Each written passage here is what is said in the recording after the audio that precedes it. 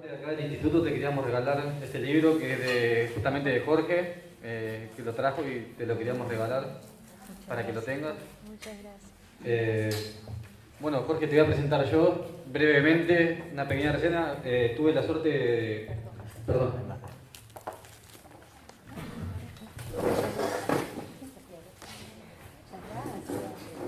Ay, qué linda. Muchas gracias. Este es el momento de la foto.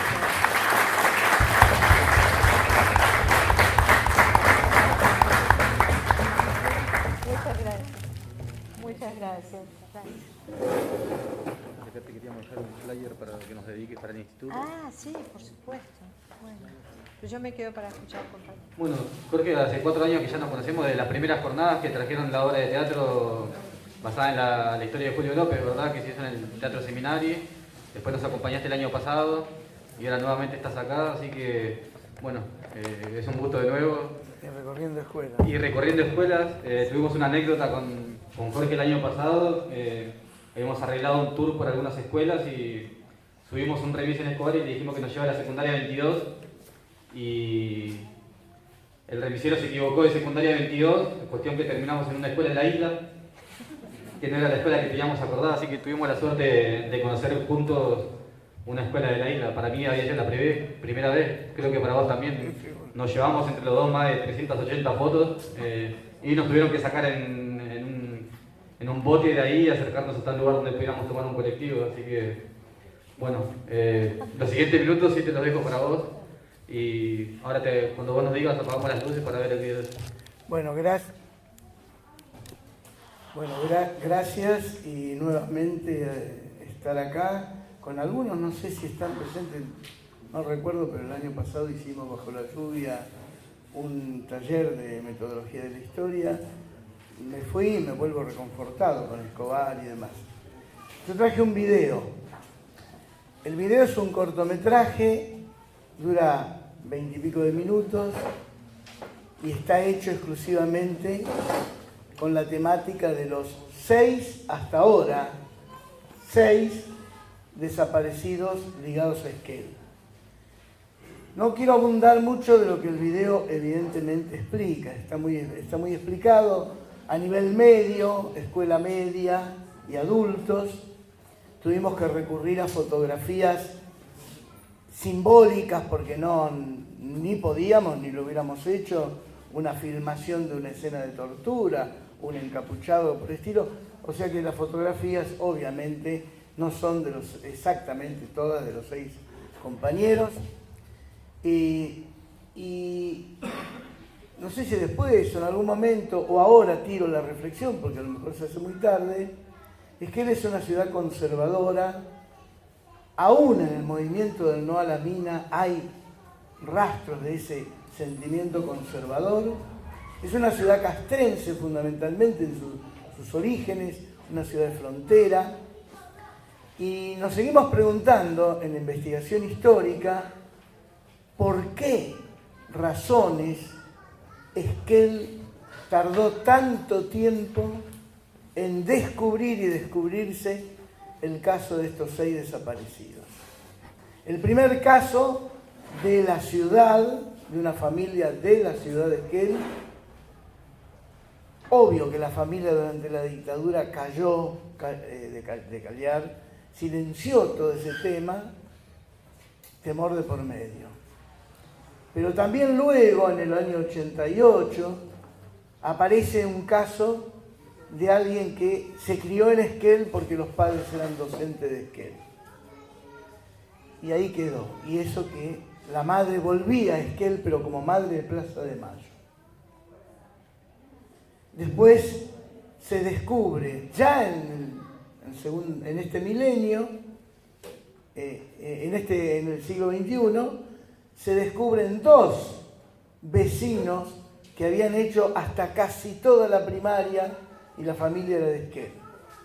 El caso más terrible, los 2 hermanos, sus compañeras y sus hijos, desaparecidos, no en Esquel. Y luego aparece un soldado de Mar del Plata que desaparece en Esquel, como tantos otros casos, bajo la tenebrosa figura del desertor. Ahí aparece la carta que el comandante le envía a los padres. Horrible, terrible. Y finalmente un obrero chileno exiliado que desaparece camino a la obra de la presa Futaleufú. Esto que ocurre entre el 76 y el 77 se empieza a dar a conocer a partir de la vuelta de la democracia, tímidamente, y recién se instala, y con más dificultades, pero bueno, con más trabajo, hace relativamente pocos años. Diríamos, en los últimos 10 años. Nuestra tarea, la mía como historiador, y a la vez formando parte de un grupo de teatro, es visibilizar estos casos.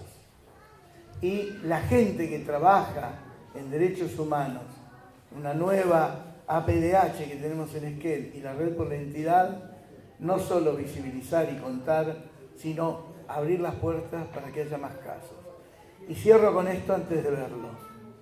Presentando esto dentro de jornadas callejeras, políticas y teatrales, las varias que se hicieron en Esquel entre el 23 y el 27 de marzo, parece que nos aparece el 7º caso. Un obrero que del trabajo de la presa Futaleufú, después de años de vivir en Esquel, desaparece en Neuquén. Cosa que ya tenemos una nueva punta de investigación. Bueno, espero que les guste y si alguno quiere después charlar, se queda con las imágenes o agregamos alguna charla. ¿Lo pasamos?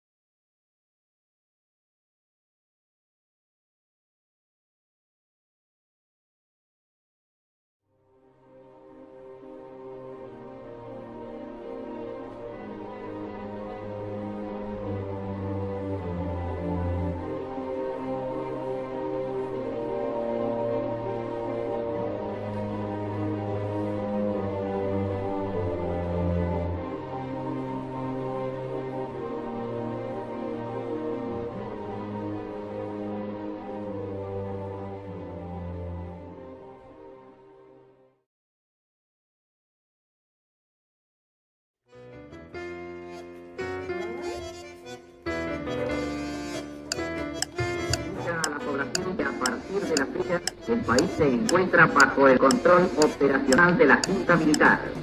Se recomienda a todos los habitantes el estricto acatamiento a las disposiciones y directivas que emanen de autoridad militar, de seguridad o policial, así como extremar el cuidado en evitar acciones y actitudes individuales o de grupo que puedan exigir la intervención drástica del personal en operación.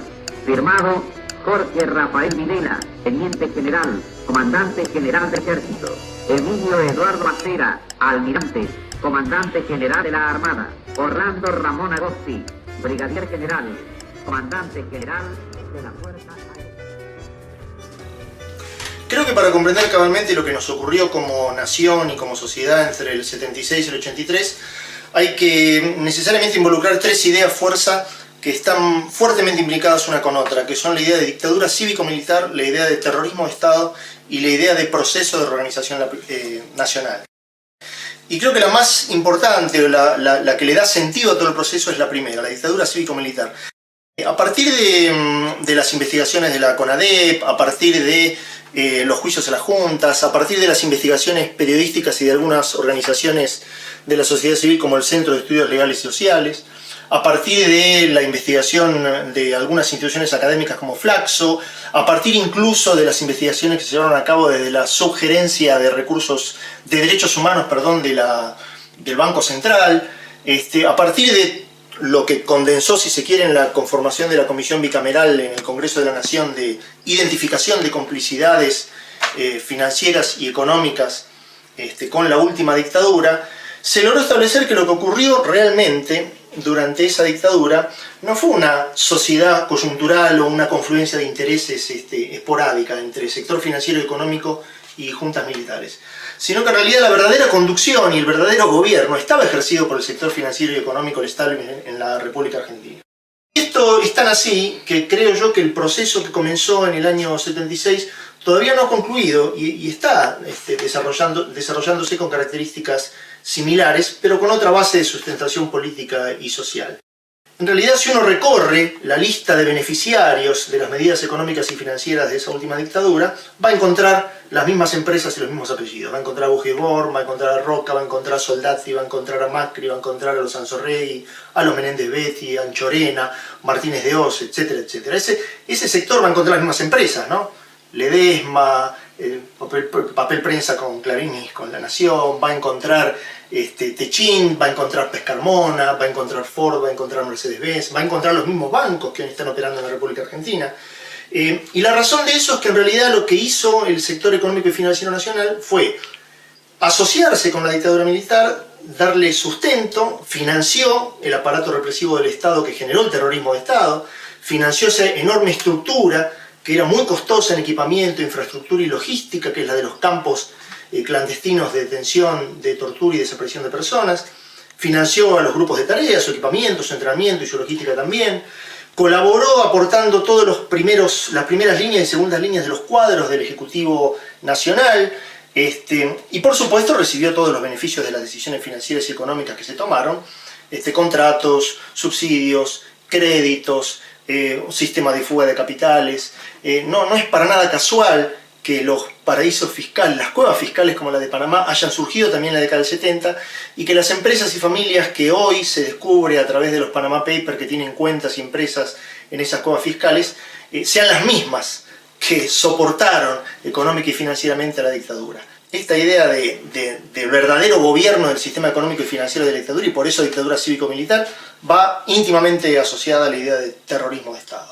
O sea, lo que se hizo es generar un aparato represivo con base estatal, que bajo la excusa, bajo la apariencia, bajo la idea de guerra sucia, de guerra contra el comunismo soviético, de guerra contra guerrillas tercermundistas, bajo la idea de excesos en el uso de la fuerza, obediencia debida, etc., lo que efectivamente estaba ocurriendo es que se estaba llevando a cabo un sistemático plan de exterminio y eliminación de todo vestigio de oposición y resistencia política, social y cultural al proceso de saqueo nacional que estaba en marcha. Y eso se hizo a través de un sistema muy sofisticado y muy eficiente de desapariciones, secuestros, torturas, violaciones, robo de bebés, apropiación de los bienes de los secuestrados y, por supuesto, en muchísimos casos, ejecuciones.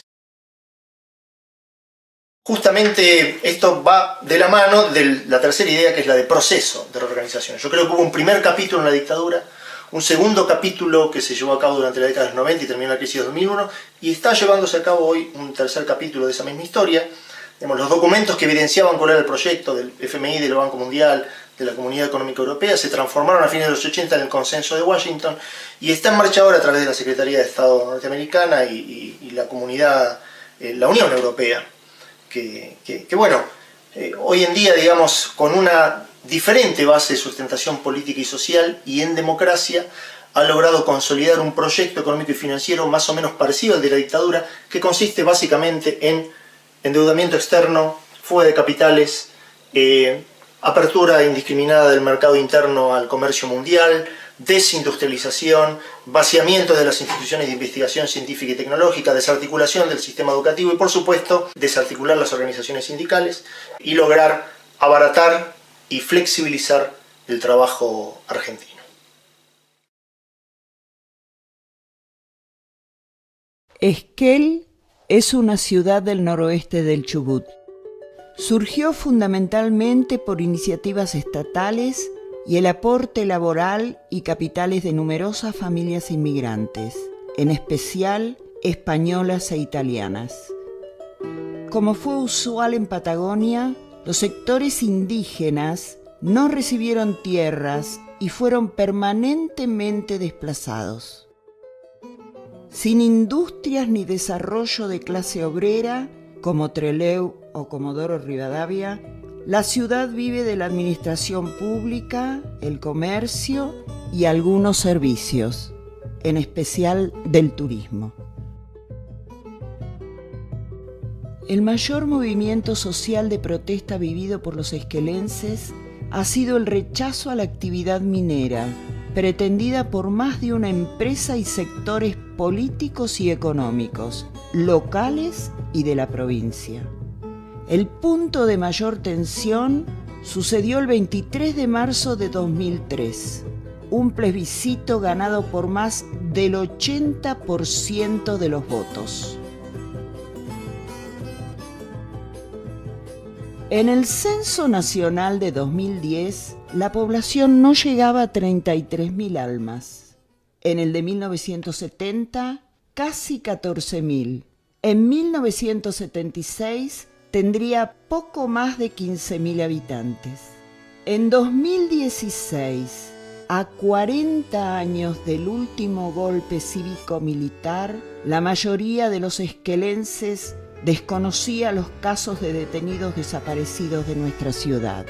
Al menos 6 casos. Quizás aún mucha gente sigue desconociendo esta tragedia. Muchos dicen que en Esquel la dictadura no se sintió, o bien eso parecía estar muy lejos, e incluso aquí no pasó nada.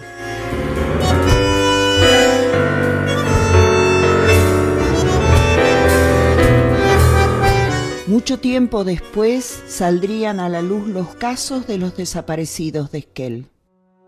El soldado Eduardo Colela desapareció mientras cumplía con el servicio militar obligatorio en el regimiento local.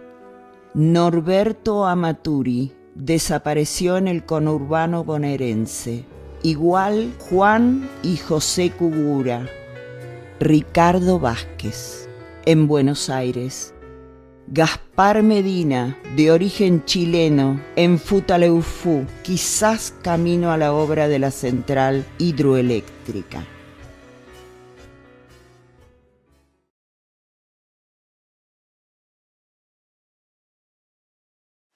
En esta tragedia hay víctimas y victimarios. Creemos que es necesario visibilizar a estas vidas que estuvieron vinculadas con la ciudad de Esquel. Fueron 6 militantes. Nosotros no hacemos juicios ni opinamos sobre su rol político ni su militancia, pero sí ponemos el acento sobre la tragedia que desató la dictadura genocida sobre ellos y su familia. Durante la última dictadura y tiempo posterior a la dictadura funcionó en nuestra sociedad lo que llamamos un pacto de silencio.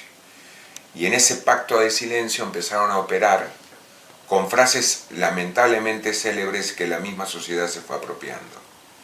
Como por ejemplo, algo habrán hecho, o los argentinos somos derechos humanos en el marco de la visita de la Comisión Interamericana de Derechos Humanos, o no te metas. Esa frase hizo mella en el concepto llevar al extremo el individualismo y no ocuparse de lo que sucedía con el compañero de trabajo o con el vecino. Y bueno, estas frases operaron dentro del pensado plan sistemático de la dictadura. Y en las ciudades o pueblos como Esquel, operaron de la misma manera. La prueba está que durante los años de la dictadura a muchos funcionarios del gobierno municipal, de Catena o del gobierno provincial de Benito Fernández, se les cerraron las puertas o le quitaron los saludos por haber sido funcionario de gobiernos constitucionales.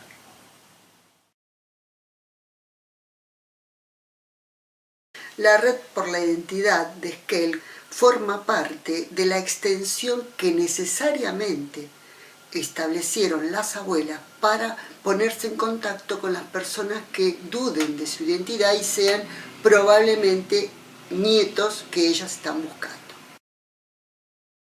En estos 10 años, la Red por la Identidad ha encarado 2 actividades fundamentales. Una es el trabajo de la memoria.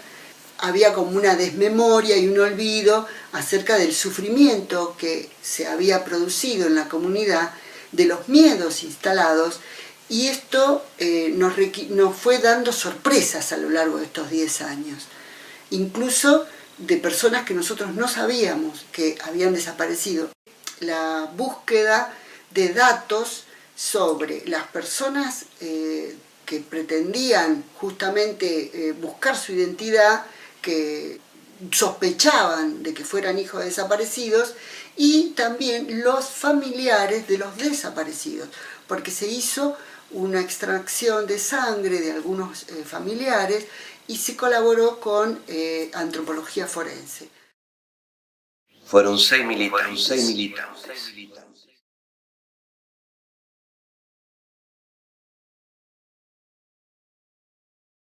Sigan ustedes sabiendo que mucho más temprano que tarde, de nuevo, abrirán las grandes alamedas por donde pase el hombre libre para construir una sociedad mejor. ¡Viva Chile! ¡Viva el pueblo! ¡Vivan los trabajadores!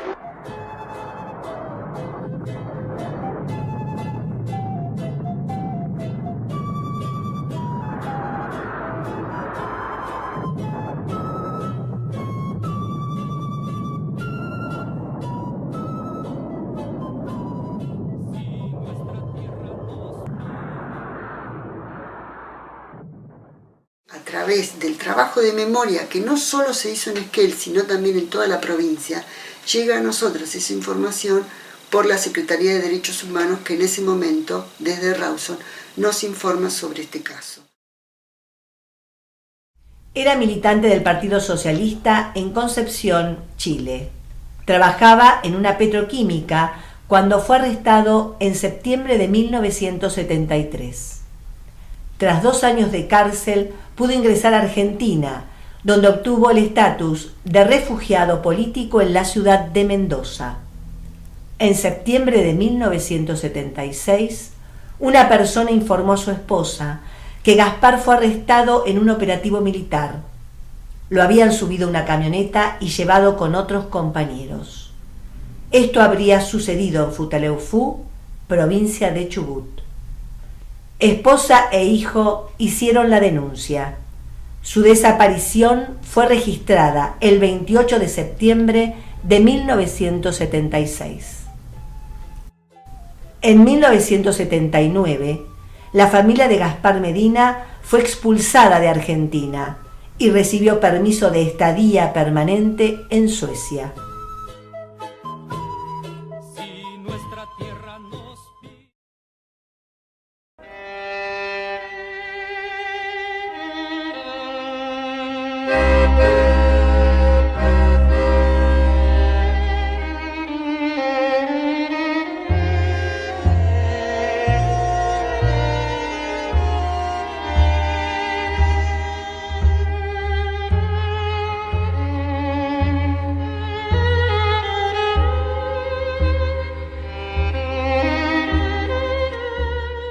Elisa Elvira Cayul nació en 1947 en Trevelin. José Esteban Cugura en 1950 en Esquel. De esa unión nacieron Mario, Marcelo y Mariano. Ambos militaban en la Juventud Peronista y luego en Montoneros. José fue secuestrado el 10 de octubre de 1977 en cercanías de La Plata. Elisa, el 23 de noviembre de 1977, en la pensión donde vivía en Avellaneda junto a sus hijos Mario y Mariano y su cuñada Olga Noemí Casado, embarazada. Marcelo estaba de vacaciones con sus abuelos paternos en Rawson. Un grupo de tareas compuesto por 8 sujetos ingresaron en la vivienda, la golpearon delante de sus 2 hijos y destruyeron todo a su paso. La llevaron ensangrentada. Su hijo mayor, Mario, la vio así por última vez. Él y Mariano recién fueron devueltos a la familia a comienzos del Mundial 78. Juan Oscar Cugura nació en 1946 en Esquel y de chico se mudó a Rawson. Su compañera, Olga Noemí Casado, estaba embarazada de 8 meses al momento de su secuestro y desaparición. Juan fue secuestrado en Avellaneda el 11 de octubre de 1977, un día después que su hermano. Era carpintero y militaba en la Juventud Peronista de Rawson, ligado a Montoneros. Olga estuvo en cautiverio en La Cacha, donde dio a luz y luego fue asesinada. Su hija, apropiada por un miembro de la represión militar, es la nieta recuperada número 93 de Abuelas de Plaza de Mayo, pero ella no quiso volver con su familia biológica. Durante 2013 fueron identificados 20 cuerpos de víctimas de la represión ilegal por el equipo argentino de antropología forense. Entre ellos, en febrero, los restos de Juan Oscar Cugura, depositados como NN en fosas del cementerio de La Plata. Fueron llevados a Rawson para ser sepultados en el cementerio local. Los restos de Olga Casado también fueron encontrados y sepultados en la ciudad de Mar del Plata, donde vive su familia.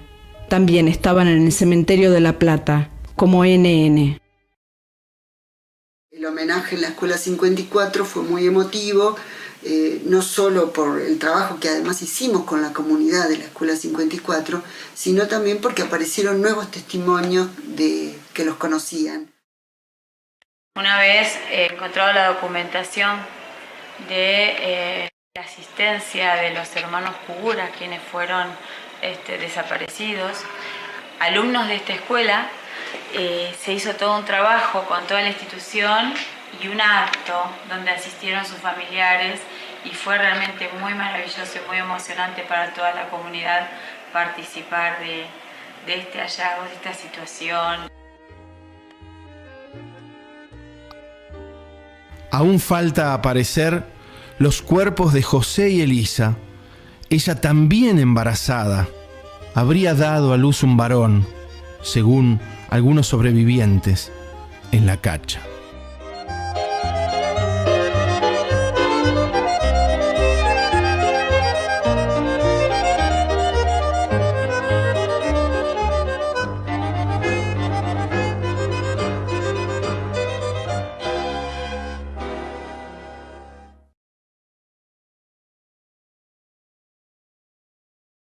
Eduardo logró su título de maestro mayor de obras en el Colegio Industrial de Mar del Plata.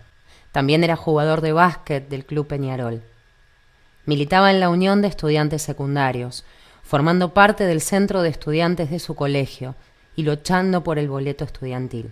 Fue incorporado al servicio militar obligatorio en el regimiento de Esquel, donde llegó a ser nombrado dragoneante. A poco de acceder a la baja, fue secuestrado y desaparecido. El 10 de noviembre de 1976, un grupo de civiles armados allanó el domicilio familiar buscando a Eduardo. Al enterarse que era soldado en Esquel, se retiraron. Sorpresa, incertidumbre y temor. Los padres viajaron. El jefe del destacamento, teniente coronel Chercoles, les aclaró que el soldado había sido trasladado al comando del 5º Cuerpo de Ejército. Sin embargo, un capitán les confió que Eduardo había sido detenido por sospechoso. Algunos conscriptos agregaron que había sido trasladado encapuchado y esposado al aeropuerto de Esquel. En 1977, dominados por la angustia y sin datos del paradero de Eduardo, recibieron una carta de Chercoles, informando que se le había ordenado en Bahía Blanca reintegrarse a Esquel, libre de culpa y cargo. Al no presentarse, se lo declaraba desertor.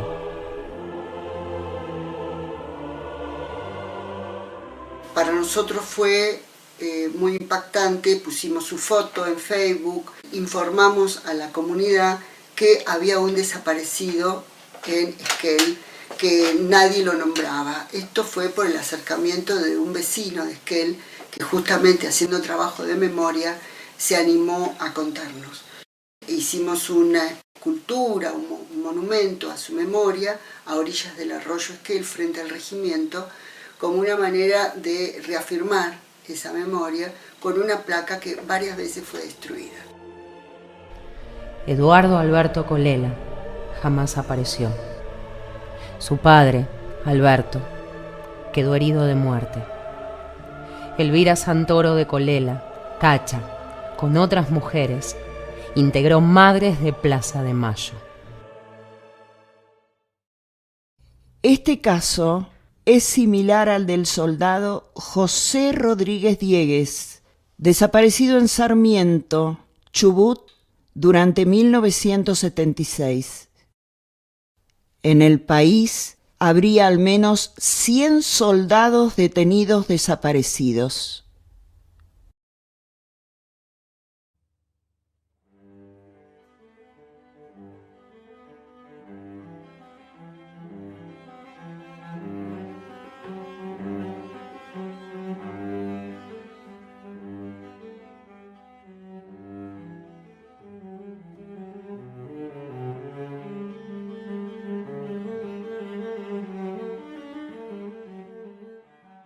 Otro caso que se nos acercan es por dos vías. Una es la publicación de Chele Díaz en Los que cantaron antes, la aparición de Ricardo Vázquez. Otro vecino que nos trae la fotocopia del libro y el dolor que había producido en sus vínculos y en la comunidad. Nació en octubre de 1949. Sus padres eran docentes en escuelas rurales del Chubut. Más tarde se radicaron en Esquel. Su papá, además de director de escuela, era organizador de una peña folclórica.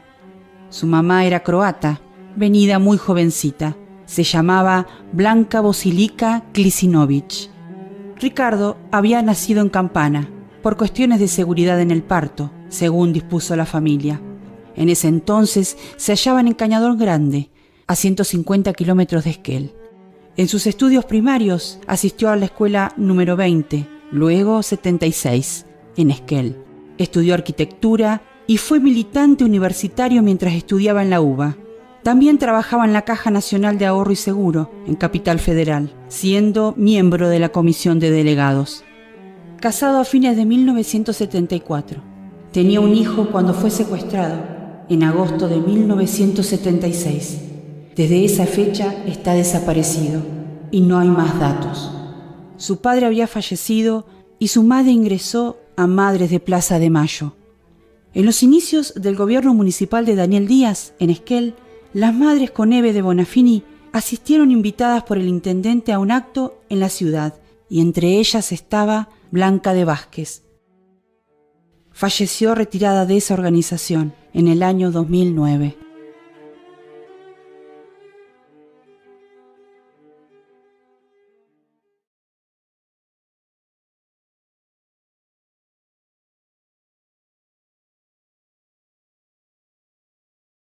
Nosotros veíamos que había una placa con su nombre, pero no hacía referencia a por qué estaba su nombre ahí. Es decir, que el vecino, el joven que pasaba por esa plazoleta no sabía por qué estaba. Entonces nosotros lo que creímos necesario era poner una placa con la identificación de la fecha en la que había sido secuestrado y las razones, es decir, su pertenencia política.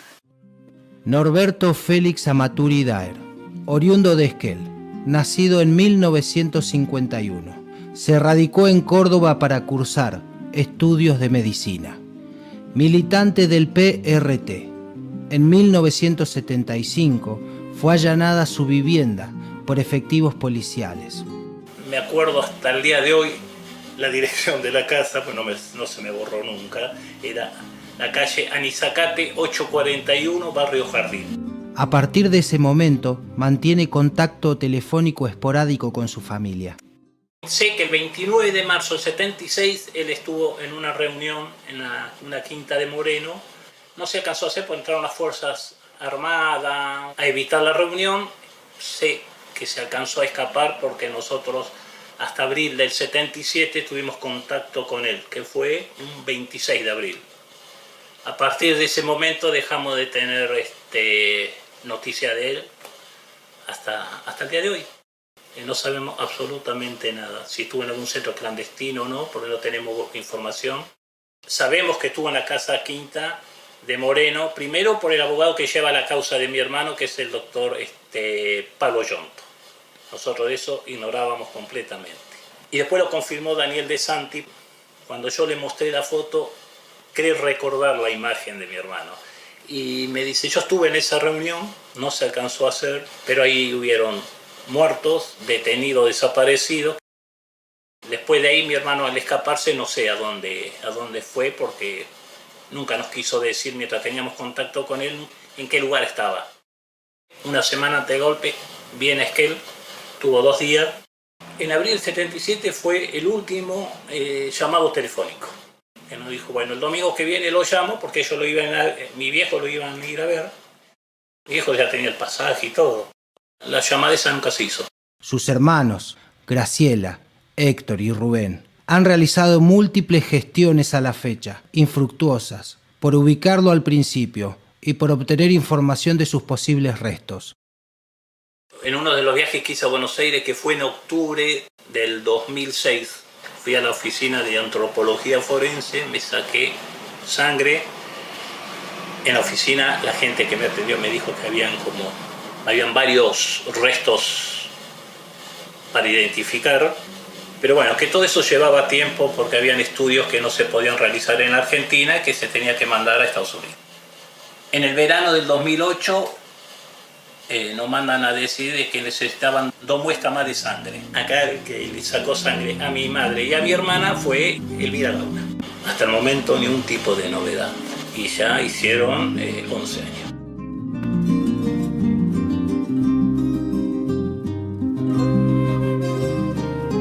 Y ojalá que algún día tengamos noticias. Ya me refiero a que se encontraron sus restos. Porque yo decía, bueno, está bien, hay varios cuerpos o varios restos sin reconocer. Espero que alguno de ellos sea el de mi hermano.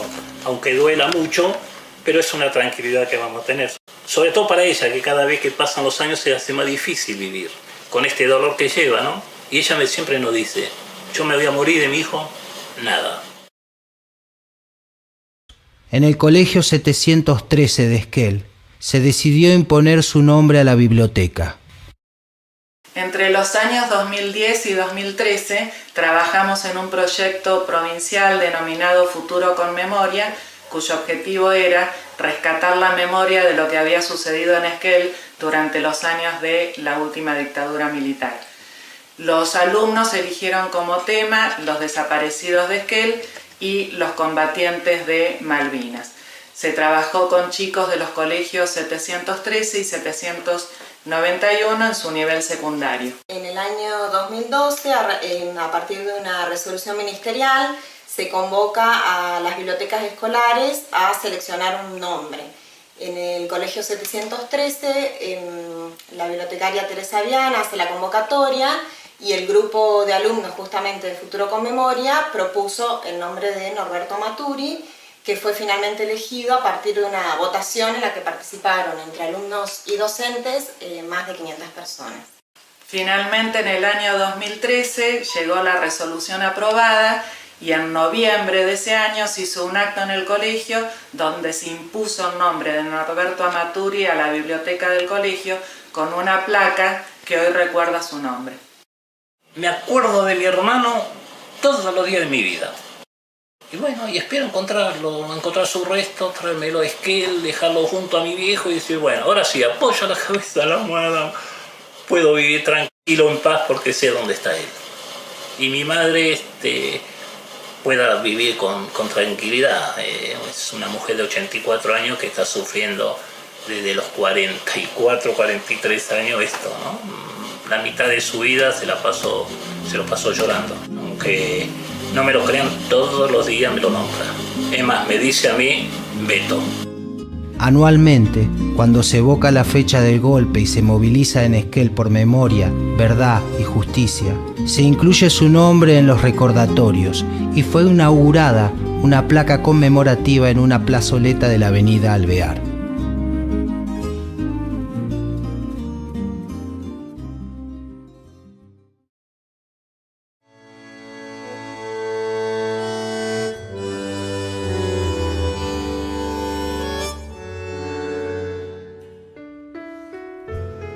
Los casos presentados no son los únicos en la provincia del Chubut.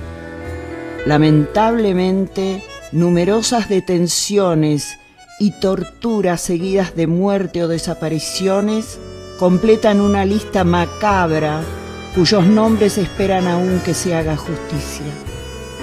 Que sus captores, torturadores y asesinos sean juzgados con la ley en la mano, sin la impunidad con que ellos actuaron. Ni olvido ni perdón, solo justicia.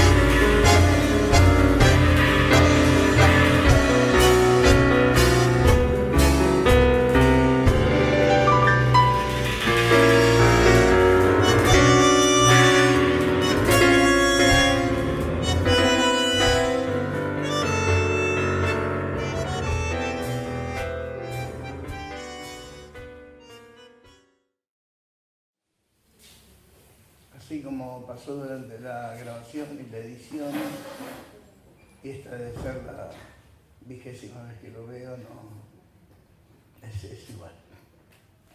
Muchas gracias.